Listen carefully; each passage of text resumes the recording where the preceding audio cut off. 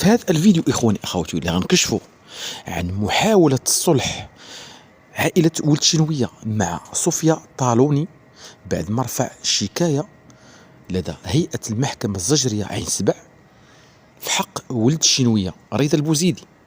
وللأكيد أن القضية والشكاية اللي كتعلق بالسب والقذف والتشهير ومجموعة من الاتهامات واللي هي مرفوقة مجموعة من الصور والأدلة فيديوهات الأوديوهات، والأكيد أن القضية ديالو غتزاد تأزما مرة أخرى.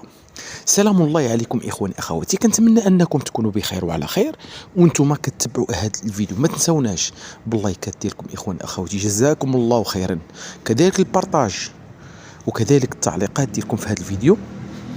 فنبداو على بركة الله. أكيد المعلومات المسربة إخواني أخواتي واللي كتفيد أنه فعلا هاد ولد شنوية اللي مازال كتنتظروا واحد الجلسة يوم 9 من هذا الشهر، وهاد الجلسة اللي كتخص القضية ديال فاطمة بنت عباس إخواني أخواتي، اللي بعد المحاولة الناجحة اللي وصلوا إلى الصلح وكذلك إلى مجموعة من التنازلات، والأكيد أن ذاك الوسيط اللي هو معروف في المواقع التواصل الاجتماعي اللي كيحاول أنه يتوصل مع القنوات المؤثرين باش يتصالحوا، أكيد هاد السيد فعلا نجح. هاد المرة عائلة ولد الشنوية حاولوا أنهم يتصلوا مع صوفيا طالوني بخصوص هذاك الصلح والتنازل، لكن المصادر اللي هي مقربة من هذه العائلة كيأكدوا بأن صوفيا طالوني ما عنده حتى شي نية بخصوص هذا الصلح. الهاتف ديالو ما كيجاوبش، حتى الأخبار عليه ما حتى شي واحد ما حاولش أنه يتواصل معه، لأنه فعلا هناك تصفية حسابات مع ولد شنوية. انتم عارفين أن صوفيا طالوني اللي هو معروف حتى هو واحد المؤثر معروف في مواقع التواصل الاجتماعي، واحد الشخص اللي عنده عيادة تجميل ومعروف على الصعيد الوطني، والكثير من المؤثرين كانوا مشاو عنده. فهاين واحد القضية اللي كانت بيناتهم، مشكل اللي كان بين صوفيا طالوني وهاد ولد الشنوية. الأمر اللي كان بيناتهم كيجعل أن ولد الشنوية كيختار من الكلمات ما تستفز صوفيا طالوني، وبطبيعة الحال صوفيا طالوني حلف على أساس أنه غيجي واحد النهار وما غيعتقوش وغيرفع به شكاية السب والتشهير. وهذا الشيء اللي كان فعلا صوفيا طالوني إلى حلف راه كيوعد بالحلف ديالو. هو الآن راه رفع الشكاية لدى هيئة المحكمة الزجرية بعين سبع، واللي بتت في هذا الملف وبجميع الصور الأدلة الأوديوهات، راه عطى جميع الأدلة الكافية باش يورط أو تهم ملفقة لولد الشنوية. ولد الشنوية وعائلتهم فعلا كيحاولوا أنهم يخرجوا غير من هذه القضية ديال السب والقذف وهذه الشكاية، لكن القضية أخرى اللي هي خطيرة وخطيرة جدا واللي كيتعلق بإهانة الموظف. نقولوا بأن هذيك إهانة الموظف يمكن بين قوسين يمكن أن هذاك القائد الملحقة أو القائد اللي مكلف بديك الملحقة الإدارية اللي كان تعرض للإهانة والسب كما على حسب ما يتداول، على أساس أنه ولد شنوية شرك حويجو احتجاجا للتعامل ديال هذا القائد.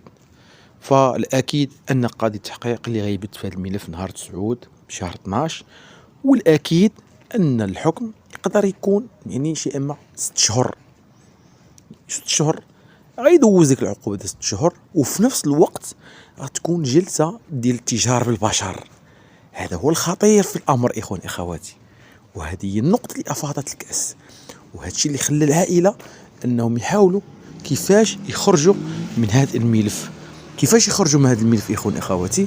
بالطرق ديالهم. فهذا الشيء اللي صراحة هما كيحاولوا جهد شاهد أنهم يوكلوا واحد المحامي وهذا المحامي اللي غيدافع عليهم واللي غيحاول انه يعني يجيب شي ادله ربما باش يوصلوا الى الحقيقه ديك الفيديوهات كما قال وتشينوية، على اساس انه هذيك الفيديوهات الذكاء الاصطناعي.